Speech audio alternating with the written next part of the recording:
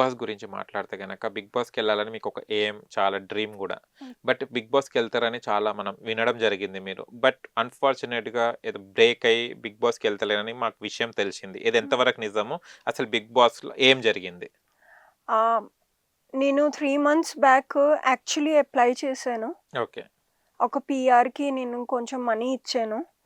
So, ఆళ్ళన్నారు big బాస్‌కి మీ profile పెట్టాము. Selection అవ్వలేదు అని సడెన్‌గా అన్నారు.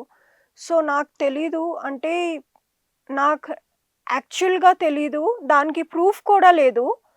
యాక్చువల్లీ అప్లై చేసారా లేదా? నా ఓకే. ప్రొఫైల్ పెట్టారా లేదా? సో, ఇది ఫ్రాడ్ అయినా అవ్వచ్చు, జెన్యూన్ అయినా అవ్వచ్చు కానీ నాకు తెలీదు. అందుకే నాకు తెలిసి ఇది పెద్ద బిజినెస్ అయిపోయిందేమో. స్ట్రగలర్స్‌కి, బిగ్ బాస్‌కి ఎళ్ళాలని ఉంటే అలా డబ్బులు తీసుకొని అవ్వలేదు, అవ్వలేదు అని చాలా పెద్ద బిజినెస్ జరగొచ్చు. సెకండ్ థింగ్ నేను ఎవరైనా బిగ్ బాస్ అప్లై చేస్తే ఆళ్ళకి చెప్తాను. కాంట్రాక్ట్ సైన్ అయినంత వరకు ఒక్క రూపాయి ఇవ్వకండి అని. హ్మ్. ఇట్స్ అంటే యెస్. నైస్. మనకి లాస్ కదా! అవును. చేసినోళ్ళు ఎలాగైనా చేస్తారు. కాంట్రాక్ట్ సైన్ చేసే ముందు ఇలా డబ్బులు పెట్టి చెయ్యండి. డబ్బులు తీసుకుంటారంటే. That's a different story. Okay. మీరది డబ్బులు ఇవ్వడం జరిగింది, మోసపోవడం జరిగింది. అంటే బిగ్ బాస్‌కెళ్ళలే గదా! మీరెలా ఫీల్ అవుతున్నారు? టేక్ ఇట్ ఈజీగా తీసుకున్నారా? దాని మీద ఏమన్నా యాక్షన్ ఏమైనా తీసుకుంటున్నారా? ఆహ్, బాధైతే చాలా పడ్డాను. ఎందుకంటే లాస్ట్ ఇయర్ కూడా అప్లై చేశాను. అప్లై అరే! అంటే ట్రై అచ్చా! చేశాను. అచ్చా! ఈసారి చాలా గట్టిగా ట్రై చేశాను. ఈసారి అవుతాదేమో అనుకోని చాలా హై హోప్స్ ఉన్నాయన్నమాట. అది అవ్వకపోవడం వల్ల చాలా బాధపడ్డానింకా. కొంచెం ఒక 15, 20 డేస్ నేను డిప్రెషన్‌లో ఉన్నాను. ఓహ్!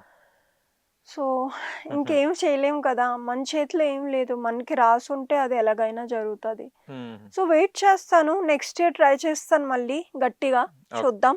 అంటే బిగ్ బాస్‌కి సెలెక్ట్ కాలేదని వాళ్ళు చెప్పడం జరిగిందా మీకు? నేనే మెసేజ్ పెడితే హ్మ్. పీఆర్ గారు ఎవరికైతే అప్లై చేశానో ఆయనన్నారు, "ఈసారి అవ్వదు మేడం." ఓహ్! నేను అడిగిన వరకు అసలు నాకేం ఇన్ఫర్మేషన్ రాలేదు. హ్మ్. నేను అప్పటికి ఒక బబుల్‌లో ఉన్నాననమాట. నాకు అవుతాదేమో, అవుతాదేమో అని. ఓకే. నేను అడిగినంత వరకు ఒక ఇన్ఫర్మేషన్ కూడా నాకు రాలేదు. ఆల్ క్వాలిటీస్ ఉన్నాయి మీ దగ్గర. అవ్వకపోవడానికి ఏముంది? ఫేమ్ ఉంది, అందం ఉంది, మాటకారి అంటే తెలుగు గూడా రాకుండా లేదు గదా! యూ ఆర్ హ్మ్. Speaking very well Telugu also. హ్మ్. హ్మ్. అన్ని క్వాలిటీస్ ఉన్నాయి గదా! హ్మ్. అడిగారా మళ్ళీ ఎందుకు కాలేదు అది ఏమనన్నా? ఏమో మేడం ఆళ్ళు చెప్పలేదు. హ్మ్. అవ్వలేదు అనేసారు అంతే. ఓకే. దానికేం రీజన్ ఇవ్వలేదు నాకు. హుహు. సో, నాకు తెలీదు. కానీ మీకు అంటే కంటెస్టెంట్స్ ఎవరైతే అప్లై చేస్తున్న బిగ్ బాస్‌కి వాళ్ళకేం జెప్తారు? తెలవదు గదా! చాలా ఆ! వరకు. అంటాను ప్లీజ్ మనీ ఏం పే చేయకండి కాంట్రాక్ట్ అయినంత వరకు. కాంట్రాక్ట్ అయ్యాక డెఫినైట్‌లీ పే చేయండి. అది వర్త్ అదే అంటాను. అంతే. ఎవరిని నమ్మకండి బ్లైండ్‌గా. అంటే ఈ మూవీ ఇండస్ట్రీ పెద్ద బిజినెస్ అయిపోయింది. దాన్ని చాలామంది రాంగ్‌గా యూజ్ చేసుకుంటున్నారు. మీకు ఫేమ్ కావాలి, మనీ మనీ మనీ ఇవ్వాలి, మీకు ఫేమ్ కావాలంటే. దాంట్లో మనీ కాకుండా ఇదుంది, కమిట్మెంట్ ఉంది. సో, జాగ్రత్తగా ఉండండి అందరికీ అంటాను. మీకు ఈ బిగ్ బాస్‌లో కమిట్మెంట్ ఏమైనా అడగడం జరిగిందా? లేదు. లేదు. హ్మ్. ఓకే. ఒకవేళ ఆ సిట్యుయేషన్ వస్తే ఏమంటారు మీరు? నేను ఆ ఛానెల్ త్రూ వెళ్ళను. ఎందుకంటే నాకు తెలుసు నాకు టాలెంట్ ఉంది, అందం ఉంది, ఫేమ్ ఉంది. నేను తెలుగులో మంచిగా మాట్లాడతాను. నేను భయపడనెవన్ ఏదైనా చెప్పడానికి నేను భయపడను. యెస్. సో, నా టాలెంట్‌ని మెచ్చుకొని తీసుకుంటే నేను డెఫినెట్‌లీ ఎళ్తాను గానీ, ఇలా కమిట్మెంట్ ఏదైనా అడిగితే కానీ పోరా. చాలా వరకంటే ఒక టాలెంట్‌ని ప్రూవ్ చేసుకోవడానికి గూడా ఇలాంటిది అంటే ఇలాంటి ప్లాట్‌ఫార్మ్స్‌కి చాలా ఇంట్రెస్ట్ ఉంటుంది. హ్మ్. అబ్బాయిలైతే డబ్బులు అడగడం, అమ్మాయిలు గూడా డబ్బులు అడగడం, ఇలా కమిట్మెంట్స్ అని అడగడం. హ్మ్. దీన్ని మీరేమంటారు? డబ్బు వరకు ఈస్ ఓకే. ఎందుకంటే ఇప్పుడు అందరికీ మనీ చాలా ఇంపార్టెంట్. డబ్బు వరకు ఓకే. అమ్మాయిని ఆహ్, చిన్న చూపుతో చూడకండి. ఇప్పుడు అమ్మాయికి టాలెంట్ ఉంది, అబ్బాయికి టాలెంట్ ఉంది. ఆళ్ళు చాలా కష్టపడి ఇక్కడి వరకు వస్తారు. రేపు మీరే కమిట్మెంట్ అడిగి, మీరే బ్యాడ్ నేమ్ తెచ్చేసుకున్నారు. ఆ అమ్మాయికి ఇంట్రెస్ట్ లేదు యెస్. కమిట్మెంట్. మీరు బ్యాడ్ అయిపోయారు. ఆ అమ్మాయి ఫేమస్ అయిపోయింది. ఆ అమ్మాయి కళ్ళల్లో మీరెప్పుడూ బ్యాడ్‌గానే ఉంటారు. యెస్. సో, ఎందుకు ఆ సిట్యుయేషన్ తెచ్చుకోవడం అదే. కదా! ఈ షోసే కాదు చూస్తే కనుక మూవీ ఇండస్ట్రీలో చాలా మంది, అంటే అందరని చెప్పలేము మనము, హ్మ్. కొంచెం ఫేక్ వాళ్ళు ఉంటారు, ప్రొడక్షన్స్ వాళ్ళు ఉంటారు. వాళ్ళు హ్మ్. జస్ట్ ఫర్ కమిట్మెంట్స్ కోసమే ఆఫీస్ పెట్టేసి మూవీ కరెక్ట్. తీస్తున్నామని అమ్మాయిలను వాడుకొని తర్వాత కమిట్మెంట్ అడిగి డబ్బులు వాడుకొని హ్మ్. ఆఫీస్ ఉండదు, మూవీ కంప్లీట్ కాదు. ఇలాంటి వాళ్ళని మీరు ఎదురయ్యారు ఎప్పుడైనా? నాకు ఒక ఫోనొచ్చింది. ఓకే. ఇన్‌స్టాగ్రామ్‌లో యాక్చువల్లీ ముందు మెసేజొచ్చింది. మేము ఒక ప్రొడక్షన్ స్టార్ట్ చేస్తున్నాం. మీ నంబర్ ఇస్తే డిస్కస్ చేసుకుందాం. నంబర్ అచ్చా. ఇచ్చాను. ఫోన్ చేశారు. ఫస్ట్ థింగ్ నా ఆఫీస్ మాదాపూర్‌లో వచ్చేయండి అంటే, లేదు మీరు స్టోరీ నాకు ఫోన్‌లో ముందు నరేట్ చేయండి. నాకు నచ్చితే నేనొస్తాను. అవును. నేను చచ్చిపోవట్లేదు. మీరు ఛాన్స్ ఇస్తారు. అదే. నేను పరిగెట్టి మీ దగ్గరికొచ్చేస్తాను అని చచ్చిపోవట్లేదు. మీరు స్టోరీ చెప్పండి. అయితే వస్తాను. నా ఇష్టం అది. అవును. అనేసరికి ఇంకా ప్రొఫైలే లేదు దాని ఓకే. తర్వాత. పైసలు గుంజుదాం, లేకుంటే ఏమైనా కమిట్మెంట్ అలాంటిది ఉందామంటే ఆ! చూస్తే ఆ! అమెరికా అమ్మాయిలాగా ఉన్నారు కదా! అది ఆశపడ్డాడు. కానీ అక్కడ లేదు. ఎందుకంటే చాలా అమ్మాయిలు చిన్న చిన్న ఊరు నుంచి వస్తారనమాట. Yes. They are very beautiful. చాలా అందంగా ఉంటారు. కాన్ కానీ ఆళ్ళకి ఈ వరల్డ్ గురించి తెలీదు. ఈ వరల్డ్ ఏంటంటే ఆళ్ళకి బుర్ర మీద ఇదే ఉంటది. కమిట్మెంట్ ఇవ్వకపోతే నాకు ఛాన్స్ యెస్. రాదేమో అనుకుని పాపం వాళ్ళు ఈ జోలికెళ్ళిపోతారు.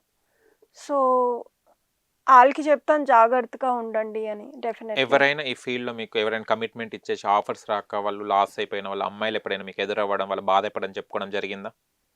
అలా అయితే ఎవరు చెప్పలేదు. హ్మ్. నాలాగా ఓపెన్‌గా ఎవరు మాట్లాడరేమో. యాహ్! నేనే చెప్పేస్తాననుకుంటా.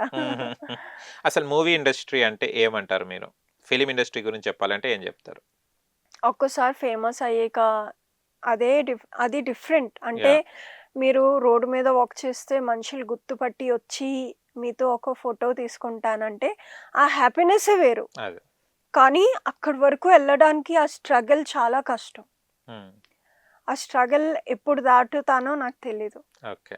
జస్ట్ ఎన్ని ఇయర్స్ అవుతుంది మీరు ట్రై చేయడం మంచి మూవీస్ కోసం అదంతా? 1 ½ ఇయర్ నుంచి. ఓన్లీ 1 ½ అయితే హ్మ్. ఇంకా చాలా గెట్ ఆన్ కావాలి ఇంకా మీరు. చూద్దాం. ఓకే. ఇంట్రెస్ట్ ఎందుకిది movie industry, movie field interest ఎవరైనా ఉన్నారా ఫ్యామిలీలో? మీరొక్కరేనా? నేనొక్కదాన్నే. కానీ మా మమ్మీ వాళ్ళ ఫ్యామిలీలో మ్యూజిషియన్స్ ఉన్నారు. ఓహో! మా ఒక మామ హీ డాన్సెస్ విత్ షారవ్ గంగూలీస్ వైఫ్ అచ్చా! ఓకే. డోనా గంగూలీ. హుహు. And one of my Pinni is a singer. She అచ్చా! has albums in Bengali. Okay. And one big mama is a tabla player. Oh! So కొంచెం అలా మీడియాలో ఉంటారనమాట. హుహు. నాకేమో I want to show my skills with acting and fame. Okay. Can you try it in Bengali? బెంగాలీలో try చేశారా? లేదు. లేదు. వచ్చా బెంగాలీ? వచ్చు ఫ్లూయెంట్‌గా వచ్చు. ఒక్కసారి మాట్లాడు బెంగాలీ. కీ బోల్బో. క్యా బోల్నా? కీ బోల్వో, కీ లాలే. ఓకే. బెంగాలీ మొత్తం వచ్చు. ఎన్ని లాంగ్వేజెస్ వచ్చు మీకు? Hindi, Bengali, Telugu, English, okay. Punjabi. Okay. Punjabi. కొంచెం అరబిక్ అర్థం అవుతది. అచ్చా! మాట్లాడడం రాదు. ఏం చేస్తున్నారో అర్థమైతది వాళ్ళు ఏం మాట్లాడుకుంటున్నారో. కేఫ్ హాలా. ఆహా! కేఫ్ హాలా అంటే హలాల్ హోనా? కేఫ్‌కి వెళ్దామా? కేఫ్ హాలా అంటే how are you. How are you? కేఫ్ హలా. కేఫ్ హలా. ఆళ్ళేమో ఓకే. అంటారు ఆ! అల్హమ్దులిల్లా. అల్హమ్దులిల్లా. ఇది కామన్ ఇక్కడ గూడా. ఓకే. కేఫ్ హలా. అల్హమ్దులిల్లా. సూపర్. అంటే మీరు వేరే వేరే కంట్రీస్‌కెళ్తారు. దుబాయ్‌కి కూడా మీరు రియల్ ఎస్టేట్ చేస్తారని వినడం జరిగింది. మన హైదరాబాద్ రియల్ ఎస్టేట్‌కి అంటే మన ఇండియాలో రియల్ ఎస్టేట్‌కి, దుబాయ్ రియల్ ఎస్టేట్‌కి డిఫరెన్స్ ఏంటిది? దుబాయ్ రియల్ ఎస్టేట్‌లో కమిషన్ ఎక్కువ. ఓహ్! ఒక ప్రాపర్టీకి 5% ఇస్తారు. హ్మ్. అదే మన ఇండియాలో 1% అదే. ఇస్తారు. అది కూడా అప్పుడప్పుడు ఇవ్వరు. ఆ! ఇవ్వరు. ఫోన్ ఎత్తరు, బ్లాక్ చేసేస్తారు. ఆఫీస్ దగ్గరికెళ్తే ఇంకా మనుషులు కనపడరు. ఓకే. అలాంటిది ఇక్కడ. ఇది డిఫరెన్స్ గమనించారా? హ్మ్. అక్కడ వాళ్ళు నిజాయితీగా ఉంటారా? కరెక్ట్ ఉంటారా వాళ్ళు? కరెక్ట్. హ్మ్. ఎందుకంటే అక్కడ ఏజెంట్స్ వల్లే సేల్ అవుతది. అచ్చా! డైరెక్ట్‌గా ఎళ్ళినా ఆళ్ళకి నో. నో. అచ్చా! So, sale. ఏజెంట్స్‌ని కళ్ళ మీద పెట్టుకుంటారు. హుహు. బాధ పెట్టకుండా.